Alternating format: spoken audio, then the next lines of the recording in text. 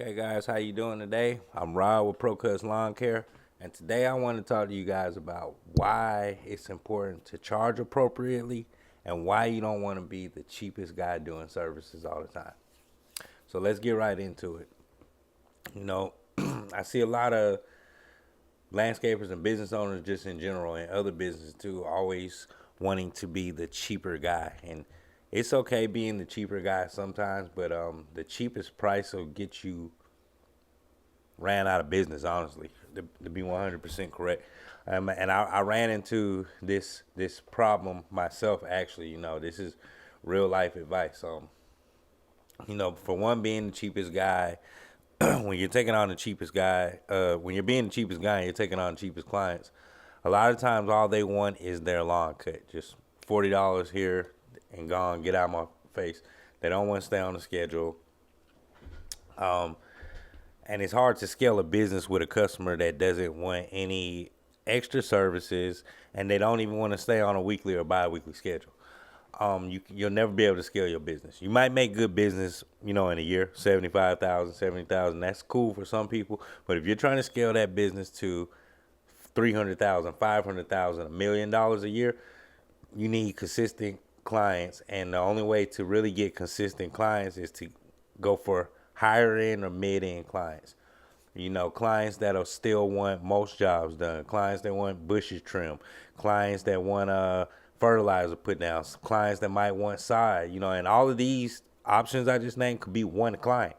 When you're dealing with the cheapest of the cheapest modes, those clients don't want hedge trimming, they don't want mulch, they don't want weed control, they don't want anything. So your potential to upsell a job is very limited per se.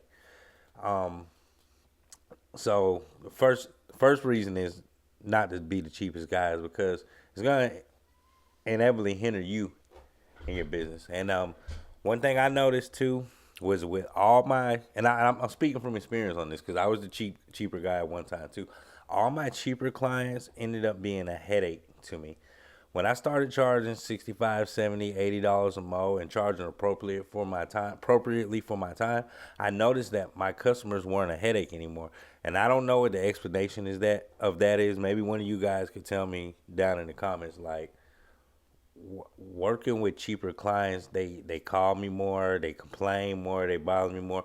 My higher end clients, they never complain, they never bothered me.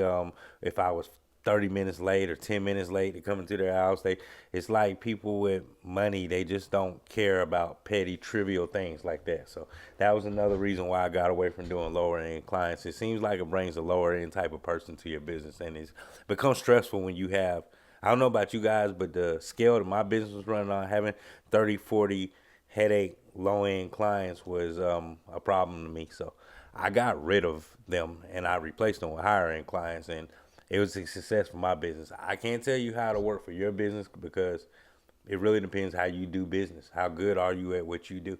I'm pretty good at what I do. We're really professional. We use professional websites, CRM. Um, we're quick. We're really good with the work we do. So I expect, you know, my customer to be a good customer, just as a good a customer as I am a lawn care provider, if that makes sense. Um, Another reason why you don't want to be the cheapest guy is because of things like this. So I was putting a bid in for a job, and I'm looking, it's other guys bidding on the job, and I'm trying to get my price as low as these guys, to bid with them and stuff. And so some of these guys' prices so low, so I'm like, okay, I'll drop my price and get the bid, right? Until you win the bid, and then you find out that you have to get a certain type of commercial insurance that's going to cost you close to $1,000 a month. So that's $12,000 that you did not add on to that bid. That should have been added on to that bid because you were trying to chase the cheaper guy and compete with the cheaper guy. The cheaper guy wins the bid. Okay, say he wins the bid, he gets it cheaper than everybody else, but he didn't put into account that this bid takes a special type of commercial insurance, and that commercial insurance is going to cost you $800 to $1,000 a month, which equivalates to like $12,000 a year. And if you bid at 30,000, and it's going to cost you 40, and it's gonna cost you extra 12,000. That bid should have been 42 to 45,000 for that bid. But because you were trying to be the cheapest guy, you undercut everybody and you undercut yourself. See, a lot of guys don't think about stuff like that when they are underbidding these jobs or lowballing these jobs. And I get it, a lot of you guys aren't insured, a lot of you guys aren't licensed, you don't have these fees to pay for, but that's why you're probably gonna be stuck in a smaller business round. I'm not knocking it. You can still make $75,000 a year good, no problem at all. That's just not where I wanted to take my business. I want to take my business to $500,000 a year, to $1 million a year, to $2 to $3 million a year. So something I can leave my kids and my bloodline and stuff. I want a serious business. I don't just want a pop up business like everybody makes. Everybody has an EIN and a Facebook page and stuff. And to me, that's 2016 to me. It's 2025, and it's about scaling and doing something big and important to me. But to each his own. So those are two good reasons right there why you don't want to be the cheapest guy doing business. I hope you guys learned something. These are real life case scenarios. So let's go over them. One is going to be because the cheaper clients don't, no offense to them, but they don't care about their property as much, so they don't want extra things, which in turn hinders your money, which in turn hinders you from hiring help, because you can't pay for yourself and help if you got all $35 clients and stuff. So you're hurting yourself, you're crippling your business, and financially it's just not suitable. You'll be out of business soon as a mower breaks. Soon as a mower breaks, you haven't been charging appropriately, and you don't even have enough money to get back in business. And guess where all those $40 customers and $35 customers are gonna go after your mower break? They're gonna go come to somebody else that was charging appropriately, so they can stay in business.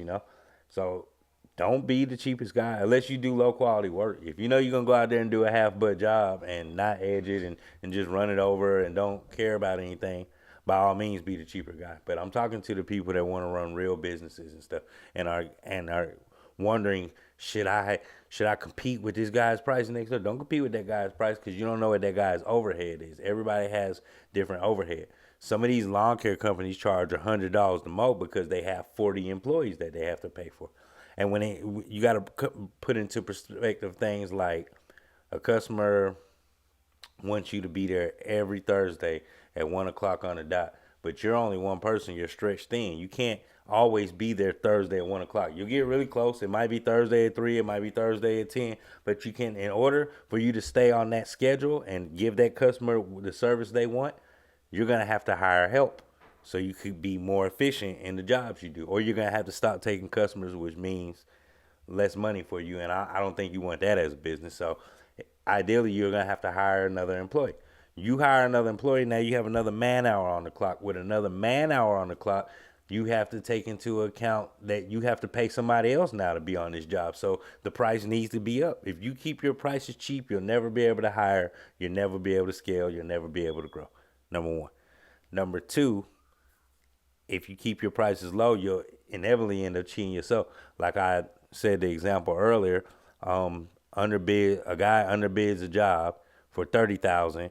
Then when he gets the bid and finds out that he has to have $12,000 to $15,000 a year of commercial insurance added, he's just lost his butt on that bid. He's in the negative now for trying to lowball and undercut everybody else, not understanding why these other guys' prices are here at 45, 50,000. He's thinking, man, I could do this for 30,000.